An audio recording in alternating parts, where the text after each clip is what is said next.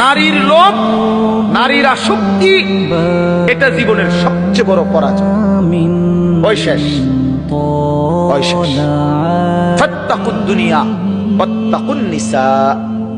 নবীজি একটা আশ্চর্য হাদিস বলছে, উম্মত গোটা দুনিয়ার ফিতনা থেকে বাঁচো। আবার আলাদা বলছে, এবং নারীর ফিতনা থেকে বাঁচো। মানে গোটা দুনিয়া মিলাইয়া যতটা বড় ফিতনা, নারীর ফান্দে যদি পইরা যাও তো এটা গোটা দুনিয়ার মোকাবেলায় এটা এর চাইতে বড় ফিতনা।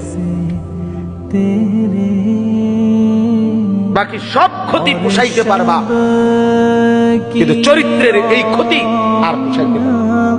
যার চরিত্রের অধঃপতন হয়েছে, character is lost, everything lost, everything সব শেষ, এভরিথিং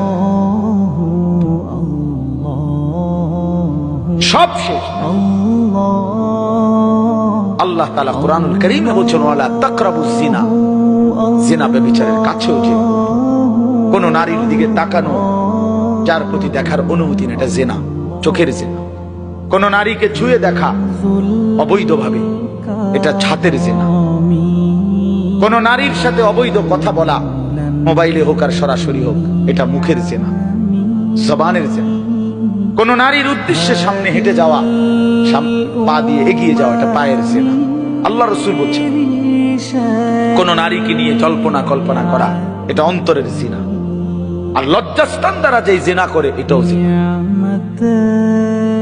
এই জন্য প্রত্যেক নারীর প্রতি আসক্ত ব্যক্তি এ জিনাকার, ব্যভিচার।